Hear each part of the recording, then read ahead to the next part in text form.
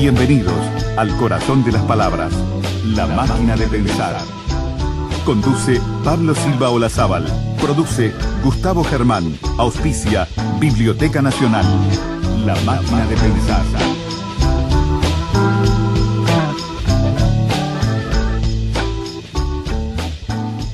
Vamos a darle la bienvenida, vamos a hablar de historietas en esta ocasión, en una semana que viene surtida en La Máquina de Pensar. Vamos a darle la bienvenida a dos hombres del cómic uruguayo, Nico Peruso. ¿Cómo le va, Nico? ¿Qué tal? Buenas tardes. Y Alejandro Rodríguez Juele. ¿Cómo estás? Hola, ¿qué tal? Los dos integran las bandas educativas, son los hombres de la banda, que antes se llamaban bandas orientales, ¿no? Efectivamente.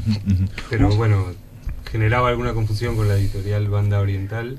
Ah, con Banda Oriental. Y por otro lado, después les vamos a contar que ampliamos un poco, venimos ampliando nuestros rubros y bueno, la parte histórica ya nos está quedando un poco chica. En principio, corríjame si me equivoco, bandas educativas, bueno, se llamaban bandas orientales, fue un proyecto vinculado, bueno, a los bicentenarios, cuando empezó en el 2011, primer bicentenario, empezaron todos los bicentenarios ahí, con el apoyo de una historiadora como es Victoria Saibene, y ustedes dos y otros, creo que al principio había otros dibujantes, ¿no? En realidad, la propuesta inicial que arrancó en el 2011 era llamar a todos los que estuvieran haciendo historieta en el momento y que cada uno hiciera una historieta que contara el evento que había sucedido en ese mismo mes, pero en el 1811. Entonces, arrancando con el Grito de Ascenso y terminando con el Éxodo Oriental, contamos la Batalla de las Piedras, el sitio de Montevideo, y la idea original era esa, invitar a un colectivo, a un grupo de autores para cada una. Es un resultado que funcionó a medias, porque quedó como un poco desparejo. A veces se nos iba demasiado a la parte educativa y poco a la narrativa o viceversa. No, y aparte, digamos, el largo de las historietas también, ¿no? Porque esto era todo en internet, ¿no? Esto era en internet y originalmente pensado para el Plan Ceibal, que de hecho sigue siendo pensado para el Plan Ceibal. Lo importante es que las maestras conozcan el proyecto, que entren a bandaseducativas.com y que o sea, trabajen. Esto es para el Plan Ceibal, pero en realidad no está siendo demasiado aplicado por el Plan Ceibal o por el sistema de enseñanza, el sistema educativo. Sí, es muy difícil saber qué es lo que está pasando en todas las escuelas y qué hacen todos los gurises con el plan nosotros Ceibal, ¿no? tenemos, a través de nuestra web, tenemos forma de medir la cantidad de accesos y ocurre que de repente tenemos 30 accesos en una hora a una historieta y sabemos que eso quiere decir que hay una maestra o un maestro que está usando nuestra historieta para su clase. Pero digamos que no tenemos otra forma que a través de los medios o del boca a boca o de las redes sociales para dar a conocer nuestro trabajo, porque bueno, el nuestro no es un trabajo oficial. Nosotros no hacemos libros de texto autorizados por el consejo de primaria o cosas por el estilo. Nosotros reivindicamos cierta libertad creativa y narrativa para poder contar, en el caso de bandas orientales, la historia del Uruguay desde un punto de vista original, desde personajes secundarios, desde personajes de ficción. Sí, siempre le dan un toque de ficción para que sea un poco entretenido y no sea aquello, ¿no? Claro. Una cosa marmórea, ¿no? Claro, nosotros queremos alejar, no sé si los niños actualmente todavía tienen esa imagen de la historia uruguaya que teníamos nosotros, que eran aquellas revistas escolares con unos gauchos cabalgando al atardecer. Siempre una cosa, serios todo el mundo, ¿no? Todo el mundo con cara de prócer, era como una cosa media triste. Entonces nosotros decíamos, pero la historia se puede contar de una forma como se contaba Asterix, por ejemplo. Claro. Que era educativo, pero por otro lado era tremendamente gracioso, funcionaba para niños y para adultos, y bueno, sin llegar a ese nivel, es una referencia. Claro, bueno, pero es una meta, ¿no? Es porque una referencia. Asterix es un clásico de la historieta, digamos, obviamente como cómic es fantástico, pero después lo que uno descubre es que el trasfondo, ¿no? El del paisaje de Asterix es todo histórico y está todo basado en datos históricos, la mayoría, ¿no? Bueno, de hecho, no se va sorprendiendo, ¿no? Sí, es genial. Por ejemplo, hay un chiste recurrente en Asterix en donde César se habla de sí mismo en tercera persona, y eso es porque en la Guerra de las Galias, que la escribió él, habla de sí mismo en tercera persona. O por ejemplo, Asterix miran y otros más miran a Cleopatra y dice, para mí no la tiene tan larga la nariz, ¿no? Entonces, si uno no sabe que hay toda una historia en torno a una teoría histórica que se ha dicho, ¿no? De que si Cleopatra hubiera tenido un poco menos larga la nariz, hubiera cambiado la historia, ¿no? Claro. Si hubiera enamorado a Julio César, en fin. Eso es Entonces, esos chistes son eruditos. Sí. Sí, Goscinny era un... Goscinny, que es el guionista de Asterix, era un escritor de aventuras, y de humor que no sé si ha sido igualado. Asterix sigue existiendo con otros guionistas, pero lamentablemente no llegan al... Pasaba lo mismo con Lucky Luke, ¿eh? Claro, también buenísimo. cuando Lucky Luke, cuando iba al lejano oeste, también había toda una serie de personajes secundarios que son todos históricos, ¿no? Todos, sí. ¿no? Entonces, bueno, una de las misiones que tiene Victoria, nuestra historiadora, es revolver papeles y papeles hasta encontrar o revolver internet, ¿no? Hoy en día, ahora es Wikipedia, un poco más fácil, claro. Sí. Es encontrar anécdotas que sean reales, pero que sean divertidas. Como por ejemplo, hace un par de años hicimos una precuela donde contamos en 12 episodios la juventud de Artigas, y uno de ellos encontramos que Artigas, mientras fue soldado español, había peleado en las invasiones inglesas. Y tuvo la misión de volver al puerto de Montevideo para avisar de que habían logrado repeler la invasión. Y se le empezó a hundir el bote, acá a 200, 300 metros de la playa, y tuvo que llegar a nado y perdió todo.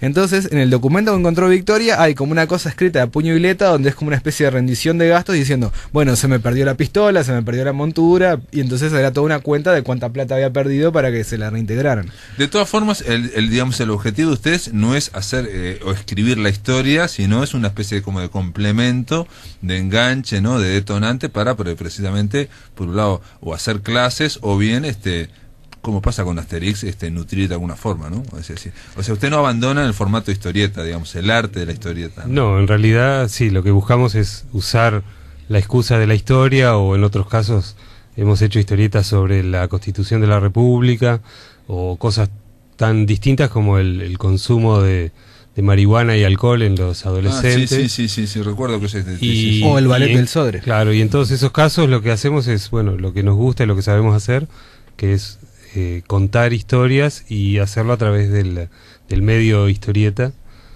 Y bueno, nos divierte hacerlo, nos gusta el resultado y bueno, también es como que la respuesta del público nos va alentando, porque en la medida que los propios maestros nos dicen... Lo comento porque para aquellos maestros que nos están escuchando, ¿no? Sobre todo del interior del país, es otra posibilidad, otro enganche.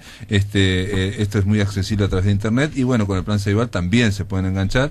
Es simplemente algo que puede servir o no. Les cuento una pequeñísima anécdota que me pasó, que es que el director del Liceo 10, que es Gerardo Ciancio, él hace un evento una vez al año sobre literatura, bueno, y llama a veces a algunos escritores, y llama, digamos, a estudiantes que les guste la literatura, ¿no? Y que escriban.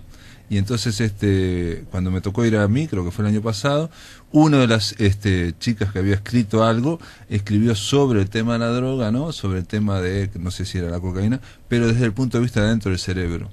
Y me hizo acordar porque era exactamente la misma idea, ¿no? Que ustedes habían hecho la historieta. Yo ya la había leído, ¿no? Ella no sabía de esa historieta, porque digo, no lo sabía, pero durante 2 páginas se había informado, ¿no? Entonces iba todo el recorrido neurológico de lo que iba pasando, ¿no? Digo que a veces son coincidencias, pero hablan también ahí del enganche de ustedes, ¿no? Con este caso es una chiquilina de 17 años. Claro, es que en realidad es muy interesante cómo se puede llegar a la misma síntesis narrativa desde muchos lados diferentes. Nosotros, cuando tuvimos que abordar el tema de cómo contar para adolescentes, porque nosotros siempre pensamos en nuestro público objetivo y qué es lo que les puede resultar interesante, y después de ahí, en segundo plano, contar lo formal que necesitamos transmitir. En el caso del cómic de marihuana y alcohol para adolescentes, teníamos que pensar, bueno, un pibe de 14, 15, 16 años, ¿cómo lo puedes enganchar con algo que a las claras parece un folleto oficial, claro, y que no se espante? Contra la droga, claro, digamos, y contra exacto, que no se espante y que lo tire a la papelera. Entonces dijimos, bueno, vamos a contar un fin de semana en la vida de 3 pibes, vamos a hacerlo lo más realista posible, costumbrista. Los pibes van al liceo, hacen gimnasia, tienen un deber que tienen que hacer durante el fin de semana, se emborrachan porque están aburridos y no pueden entrar a un boliche porque son menores, se fuman un porro porque tienen un amigo que es un poco más grande y se los pasa, y entre escena y escena vamos a contar los efectos de todas esas cosas que hace positivas, como el deporte y emborracharse y tener resaca, a través de las neuronas que viven en la cabeza. Cómo va afectando el cerebro y sobre todo su desempeño, ¿no? Exacto. O sea, por más que él quiera después estudiar, no sé cuánto, ahí se va generando una... Y la idea es no hacer una historia moralizante. Lo que nosotros queremos y confiamos mucho en como el potencial que tiene la historieta como lenguaje, porque nos permite como que no ser, o sea, nosotros tenemos varios personajes, cada uno de los cuales tiene sus propias motivaciones, y entonces no hay una voz oficial que diga, bueno, esto está bien y esto está mal, o en el caso de la historia decir, esto sucedió así. Nosotros tratamos como que de que las cosas vayan sucediendo como en cualquier narrativa, adelante de la vista del lector, y que no haya como un destino de que, bueno, Artigas fue a pelear la batalla de las piedras, pero ya sabía que le iba a ganar. No, igual siempre parece como que está en un cierto riesgo, ¿no? De confundir a veces la historieta o lo que... Digo, eso pasa con la novela histórica, pasa, ¿no? Digamos, que algún espectador ingenuo, lector ingenuo, crea que, ¿no? Que Artigas hizo eso, o que yo que sé, o que Garibaldi cuando vino hizo tal cosa. Nosotros... siempre está esa historia. Porque... Nosotros tratamos de no confundir, o sea, no hacer pasar hechos ficticios por reales, ni tampoco... dar a entender de que los personajes creados por nosotros fueron reales. El humor es una de las herramientas. Nosotros tenemos personajes que tienen gestos humorísticos, y es obvio que entonces esos personajes son ficticios. Sí, igual insisto que la idea no es escribir la historia, ¿no? Bueno, en realidad escribir la historia es algo muy relativo, porque hasta la historia más objetiva, entre comillas, y seria, una no deja de ser una narración y un recorte de la realidad. Nosotros no pretendemos innovar, simplemente vamos por el camino de lo que la historiografía más o menos establecida está de acuerdo, no nos metemos en zonas la idea polémicas. Es divulgar, ¿no? Claro, por ejemplo... De todos modos, perdona, alguna sola cosa más. Tenemos como una especie de línea editorial, y una de las cosas que queremos es no circunscribir la historia uruguaya a las fronteras de lo que hoy es Uruguay. Entonces, una de las cosas que hicimos, porque nos hubiera gustado, como dice Nico siempre, que a nosotros nos enseñaran la historia así, lo que hicimos fue, en nuestra serie de episodios, hay muchos que ocurren en Argentina. O sea, nosotros hicimos una historieta sobre el combate de San Lorenzo, que es famoso porque San Martín se cayó del caballo y casi se muere, pero hubo un soldado que se sacrificó por él. Cabral, ¿no? Bueno, para los escolares argentinos conocen esa historia de memoria, los uruguayos no tienen la más pálida idea, y sin embargo, esa historia está sumamente relacionada con nosotros. Porque esa batalla fue entre españoles que iban desde Montevideo. Iban a buscar comida porque estaban sitiados, y el único lugar donde podían ir a cazar unas vacas era a la orilla de enfrente. Y justo fueron a bajar en un lugar donde estaba San Martín con sus granaderos, y bueno, ahí se ocurrió ese combate. Y ese dato hace que la historia de los dos lados del río sea más integrada. Es que de hecho la historia, lo que se llama historia uruguaya, es una historia regional, ¿no?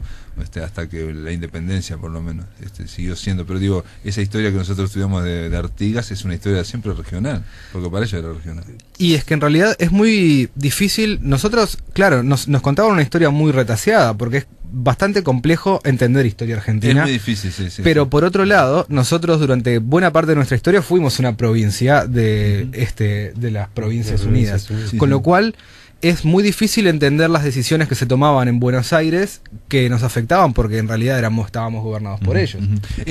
Me tocó ver cuando hicieron el bicentenario de la biblioteca, ustedes también hicieron una especie de animación, digamos, en computadora, ahí se vio, y bueno, un poco la idea era esa también, ¿no?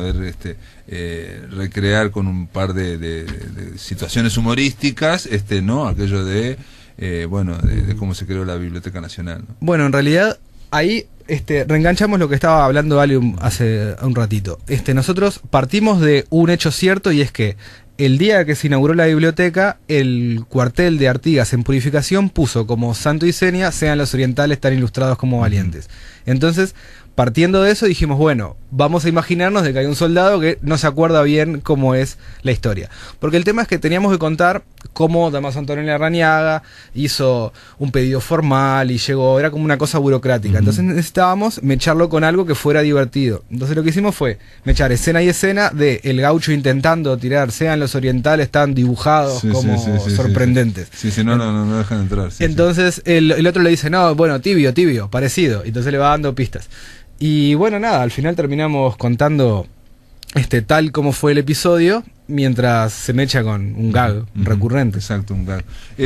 Amigos, vamos a después de de esta pausa vamos a seguir conversando con Nico Peruso y Alejandro Rodríguez Juele de Bandas Educativas. Falta la tercera integrante, que es Victoria Saibene, que está muy ocupada. Y quiero aprovechar para mandarle felicitaciones, un beso grande a Victoria, que está con su niña, ¿no? Emilia. Se llama Emilia, y al padre, que suponemos también que estará con un babero enorme llamado Rodolfo Santulo. Un beso para los dos. Después de la pausa, amigos, seguimos aquí en La Máquina de Pensar.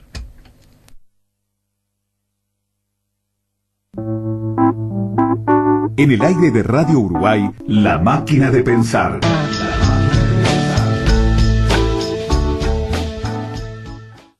Las cosas que más te gustan están más cerca con el Plan Recambio, porque ahora si cambias tu termotanque por uno de 60 litros o más, clase A, además de ahorrar en consumo, en UTE te regalamos 1.000 pesos a descontar de tu próxima factura. Para obtener el descuento, presenta tu factura de compra en cualquier oficina comercial de UTE. UTE, la energía que nos une.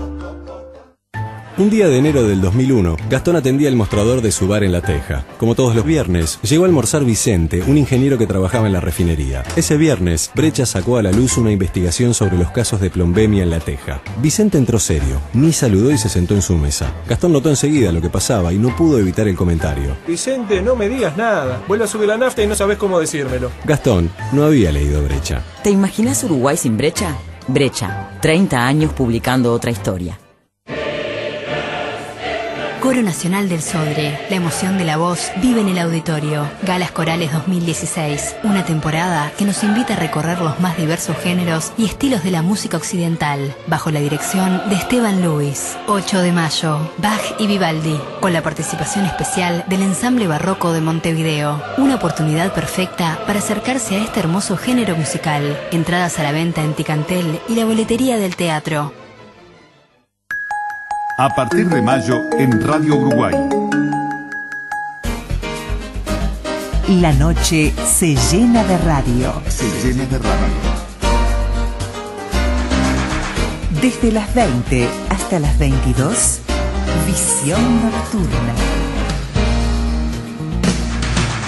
La noche de Uruguay en plena luz. En plena luz. Somos Radio Uruguay, 1050 AM en Montevideo y sus repetidoras en el interior del país.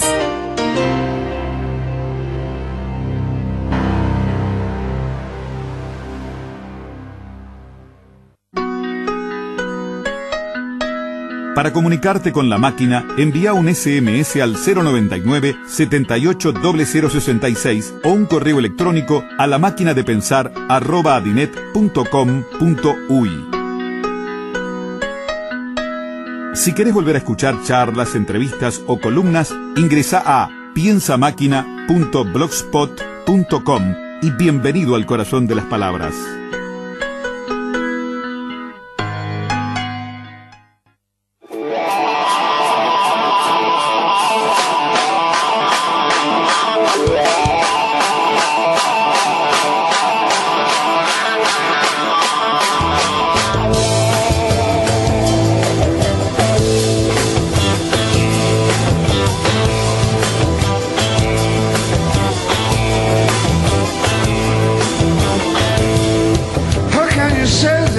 Responsible. What does it have to do with me? What is my reaction? What should it be? Confronted by this latest atrocity, driven to tears, driven to tears, driven to tears.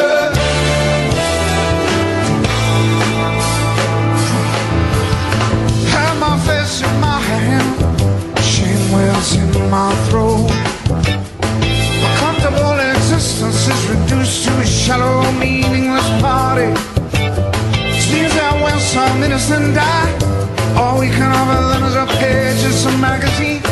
Too many cameras and not enough food. This is what we're seeing. Driven to tears, driven to tears. Driven to tears. Oh, oh,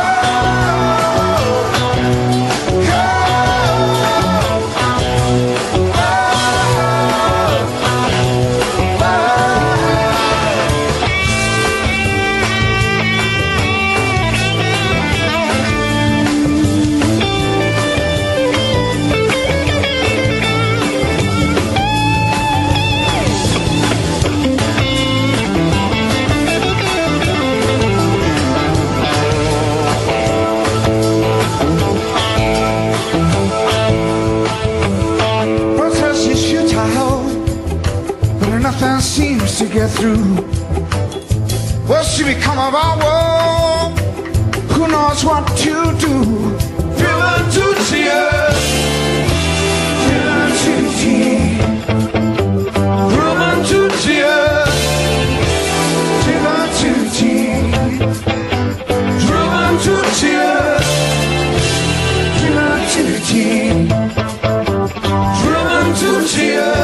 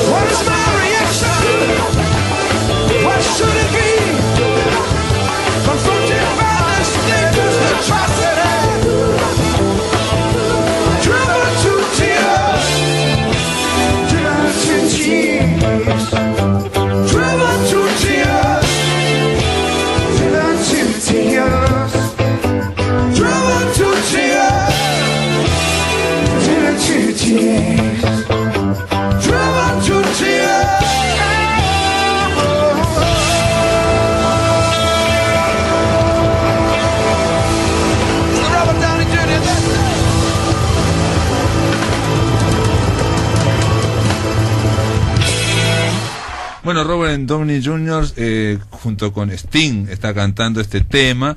El hombre, el actor, está cantando con Sting. Obviamente este tema, Driving to Tears, que es un tema de aquel disco que estaba muy bien, de los Tortugas Azules de Sting.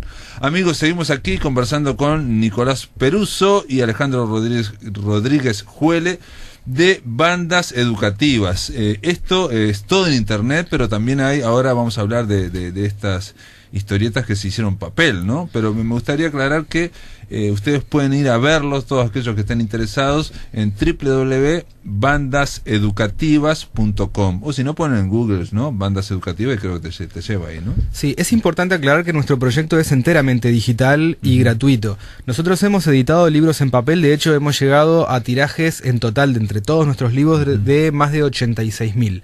Pero es como una consecuencia que se ha dado como coletazo de algunos de los proyectos. El problema de editar en papel es que nunca vamos a poder tener uno para cada niño en edad escolar o liceal, que es lo que a nosotros nos gustaría. En cambio, en digital sí podemos hacerlo y no tenemos problema de distribución.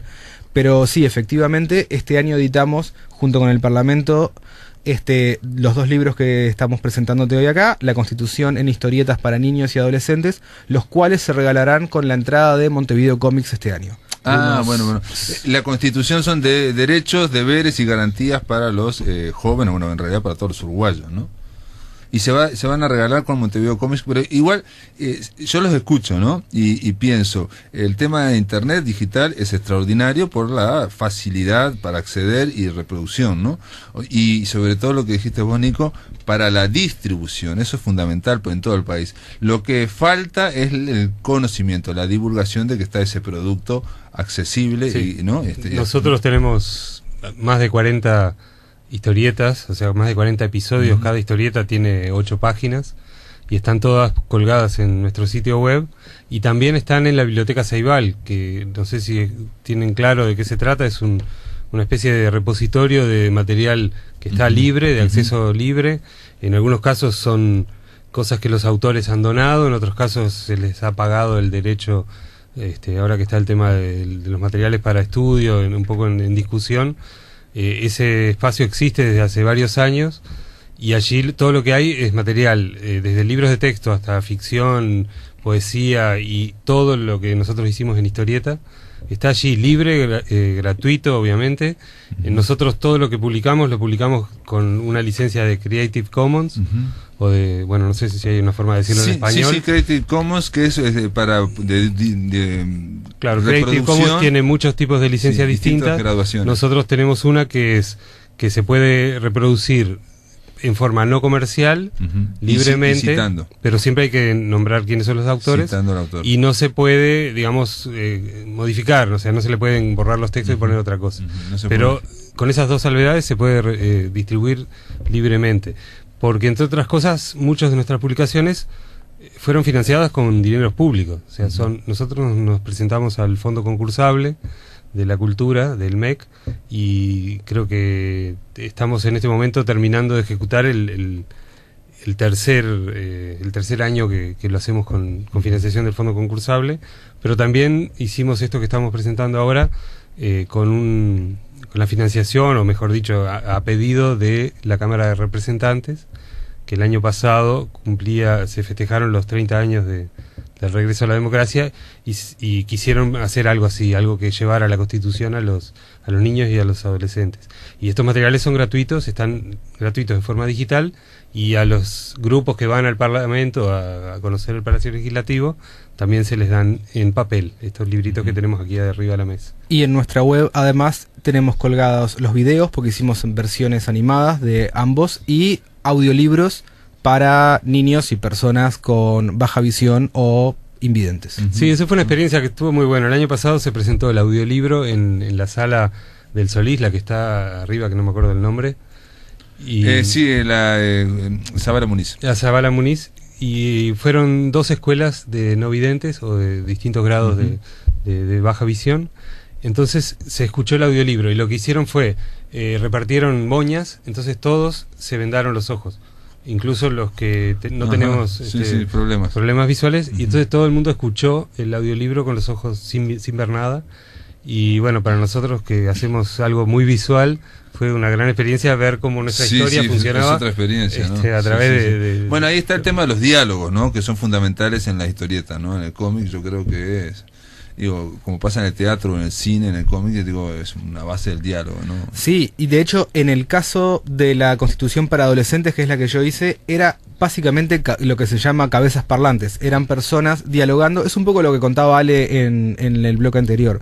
Nosotros necesitábamos comentar la Constitución. El cómic para adolescentes de la Constitución tiene un pequeño jeito narrativo, que es en una clase hay distintas personas que no se llevan bien entre ellos. Entonces el profesor designa una tarea de derechos, obligaciones y garantías, y pone profesor personas que no se llevan bien entre ellos, que tienen que aprender a llevarse bien para hacer este trabajo. Entonces, usando ese como pequeño puntapié narrativo, los personajes comentan distintos aspectos de la Constitución, en donde alguno está de acuerdo con un artículo y el otro lo rebate. Con lo cual había una línea muy delgada en qué es lo que podíamos y no decir sobre la Constitución. Porque, no sé, hay un momento en donde hablamos de que la Constitución, todo el mundo tiene derecho a la vivienda. Y hay uno que vive al lado de un barrio muy marginal, entonces dice, bueno, pero esto es una carta de intención, no es un derecho. Claro.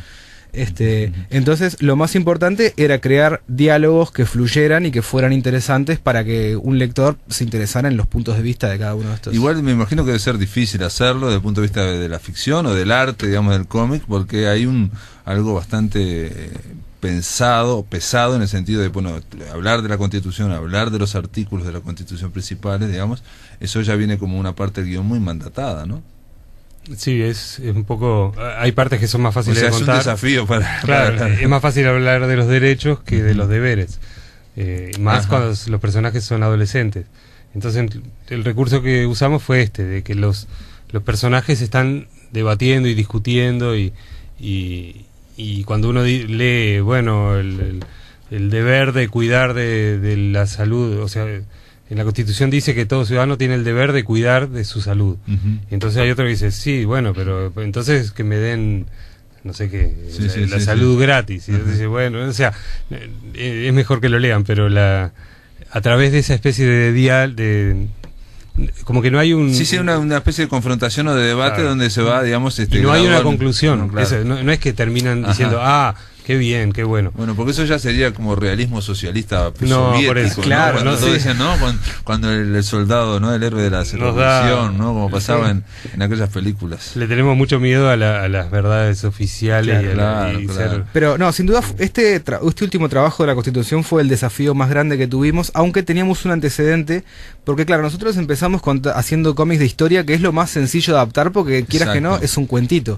Nosotros, el primer cómic que hicimos un poco poco apartándonos de ese estilo, es las instrucciones del año 13, claro, en donde quieras que no tenía una cosa un poco emparentada con esto, en donde había personajes que comentaban artículos y eso estaba dirigido a niños. Entonces lo que hicimos fue, había un gaucho que los entendía y otro que no, claro, y se lo explicaba con ejemplos que el otro pudiera entender.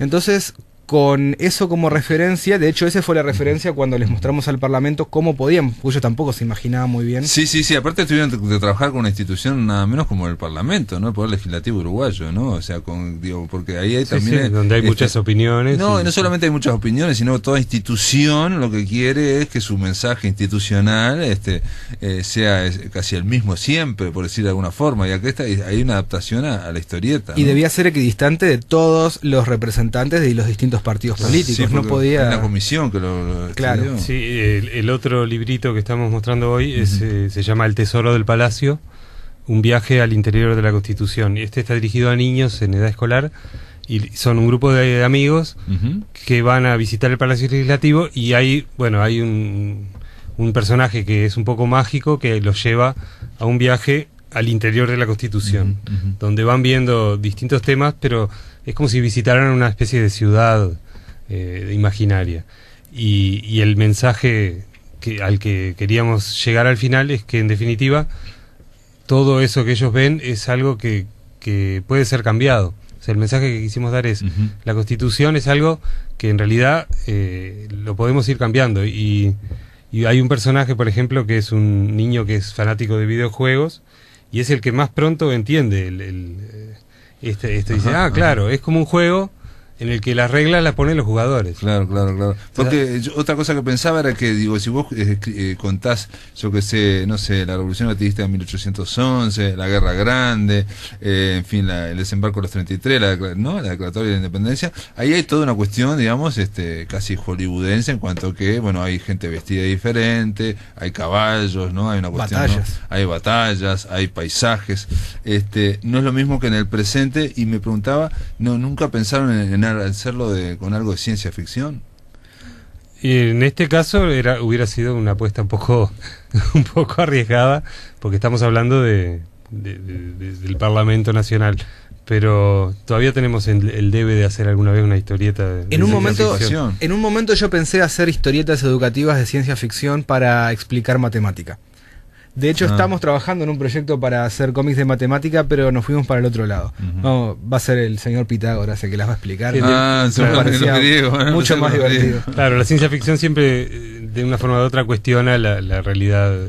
La ciencia ficción es una distancia, ¿no? Es una distancia, pero siempre sobre la realidad, y siempre es una reflexión sobre la realidad. En esto que decías vos de cambiarlo, ¿no? Es la idea de que la ciencia ficción, primero, siempre estamos hablando del presente, siempre habla de ciencia, y después lo que dice es de que se puede cambiar el presente, de que todo puede evolucionar, ¿no? Claro, el tiempo.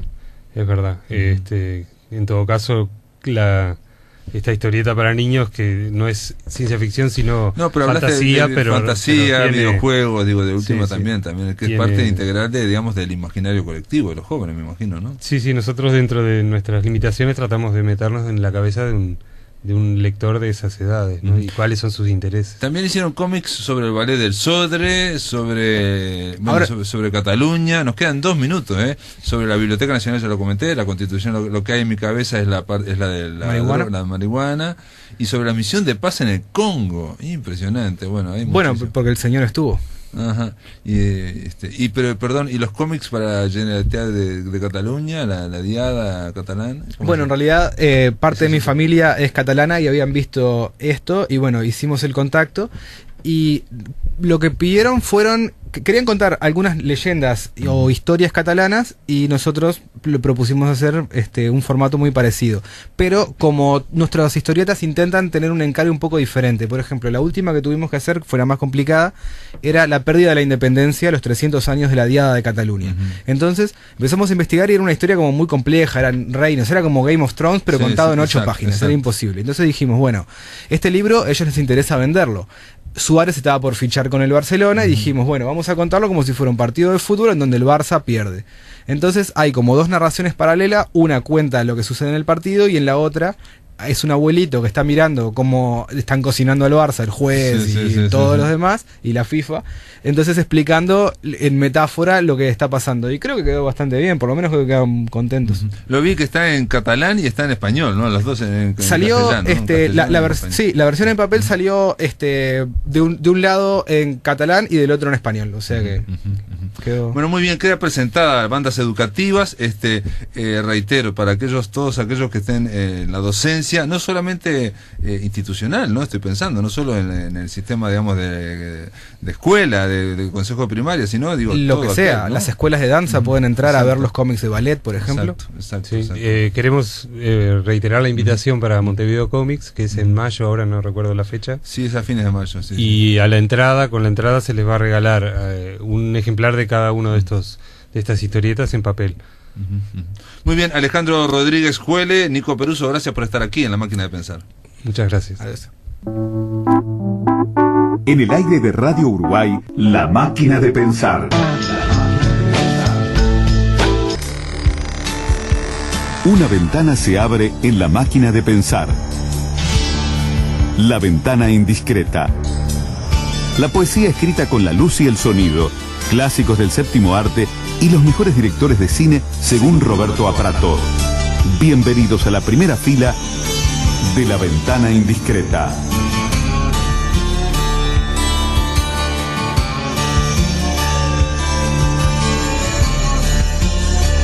Esta gran presentación es para La Ventana Indiscreta y es para Roberto Aprato. ¿Cómo andas, Roberto? Todo bien, por suerte. ¿Qué nos trajo? ¿Qué vamos a abordar con Roberto Aprato? ¿Qué película? No, qué director de cine, qué obra. Con mi tocayo, Robert Altman. Es cierto, Roberto va a hablar de Robert. Exacto.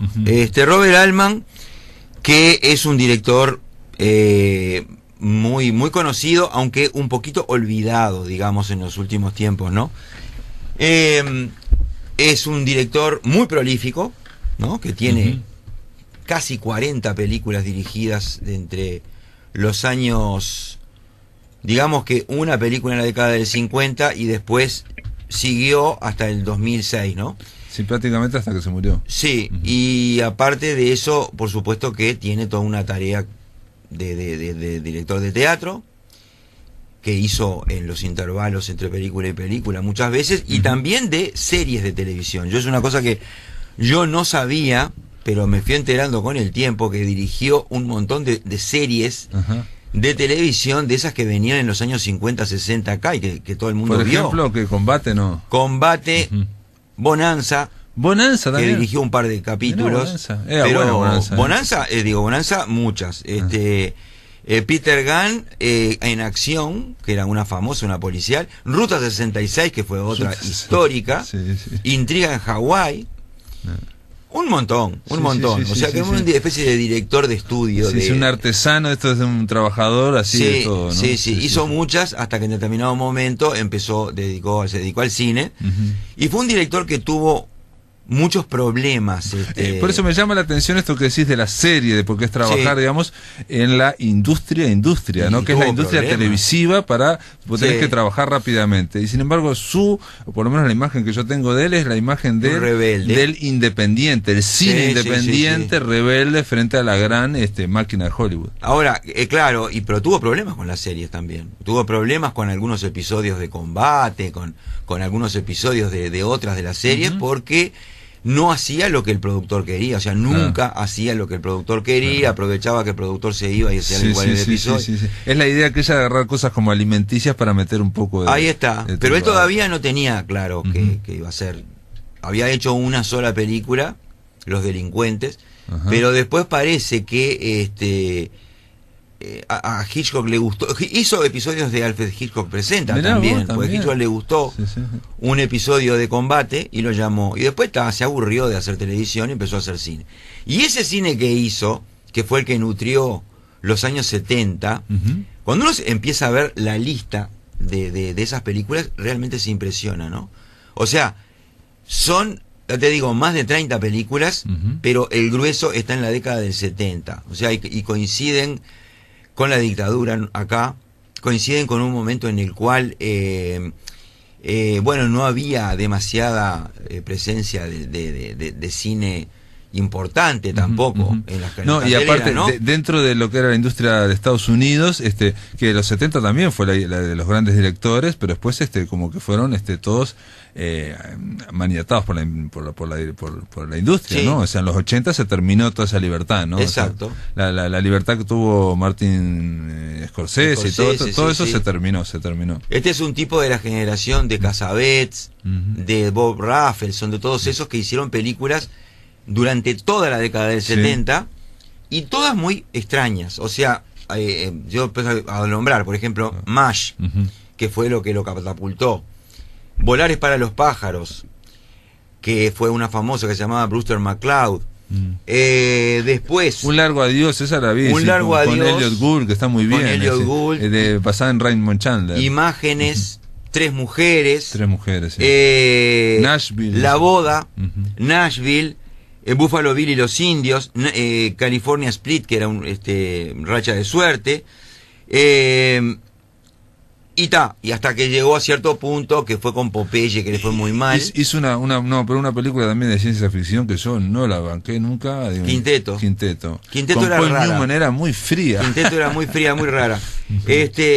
Tuvo una tranca ahí muy fuerte con Popeye, y después de eso volvió al ataque, y en los últimos años, digamos 20 años, aparecieron 2 o 3 películas de primera. Una que es The Player, que es las reglas del juego, que es notable sobre la industria de Hollywood.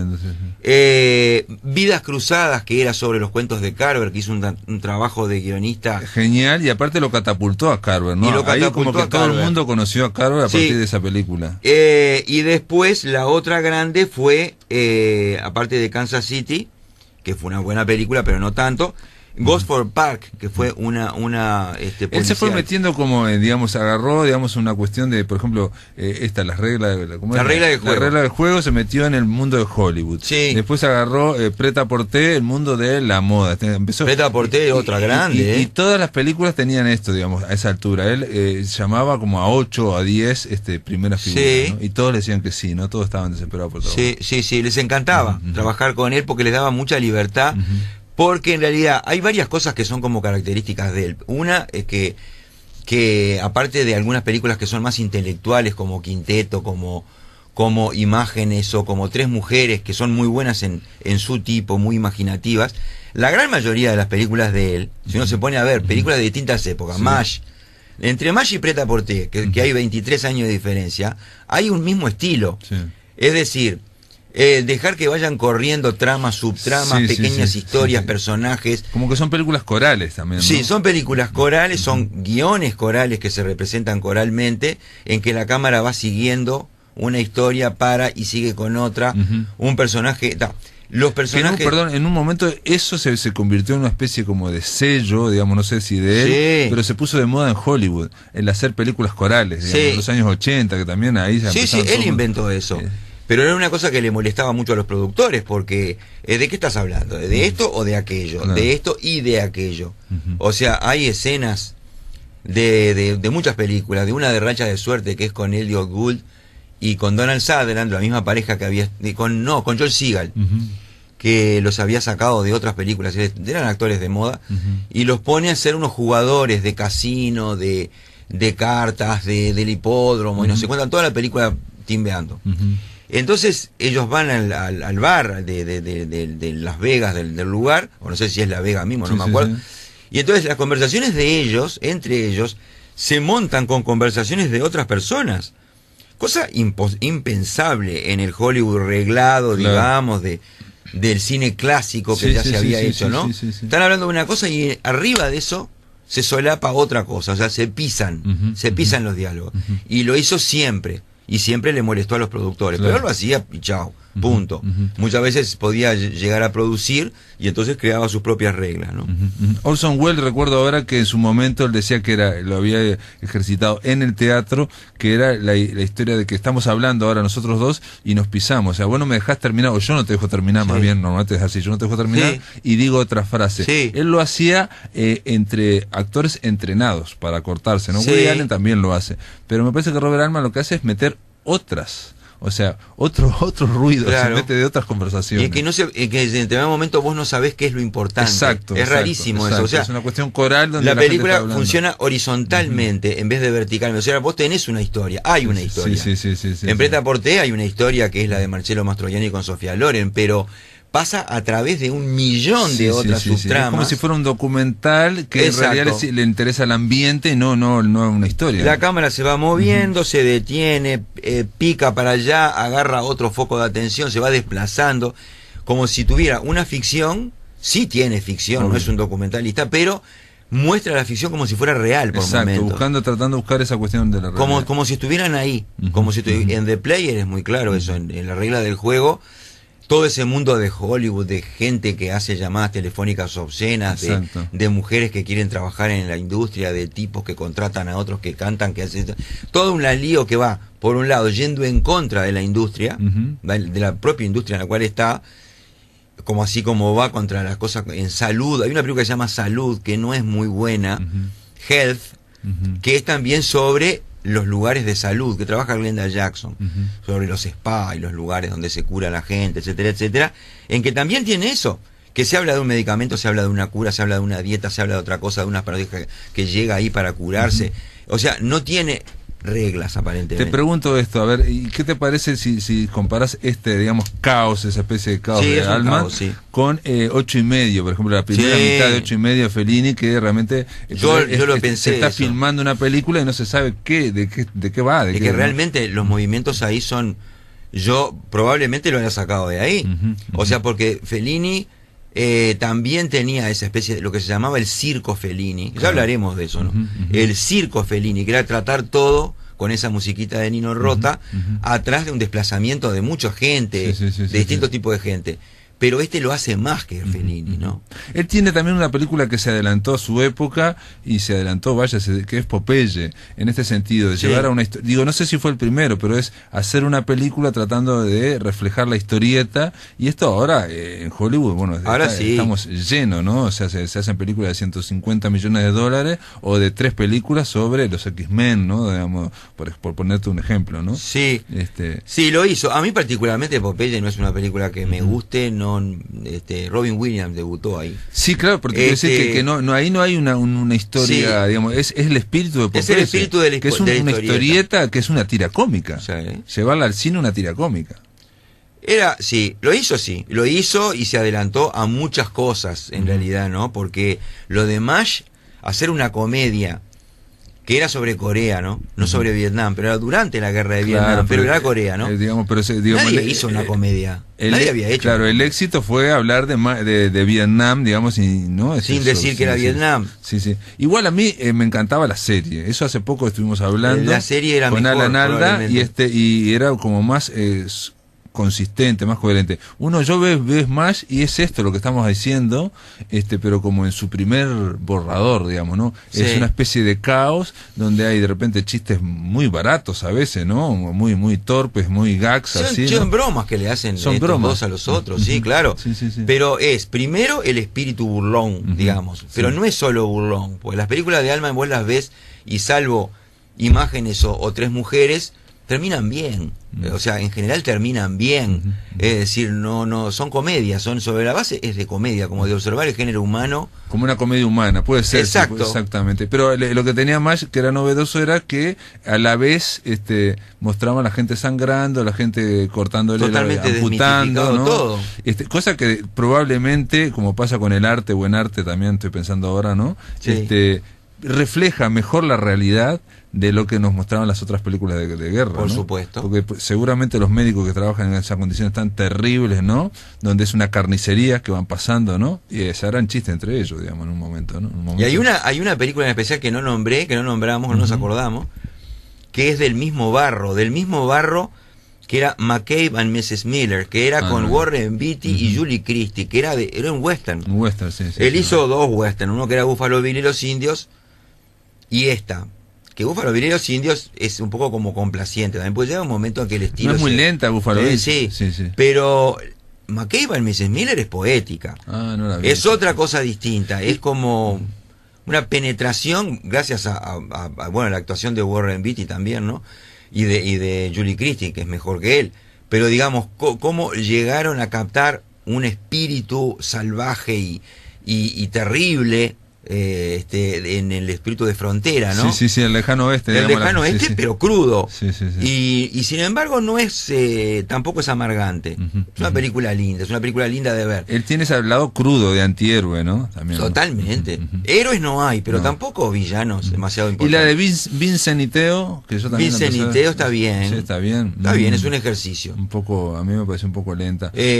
Sin dudas, Vidas Cruzadas, que es ese caos que está diciendo que aprovechó vos. A Carver. Lo que aprovechó extraordinariamente, porque en ese caos lo que hay son como 8 historias de Carver, ¿no? Entre las sagas, ¿no? No sé cuántas historias hay, son varias cuentos. Son una cantidad de cuentos que yo todavía me acuerdo que cuando la vi no había leído bien a Carver. Claro, sí. Y yo no identificaba de qué cuento era. Sí. Pero está captado perfectamente.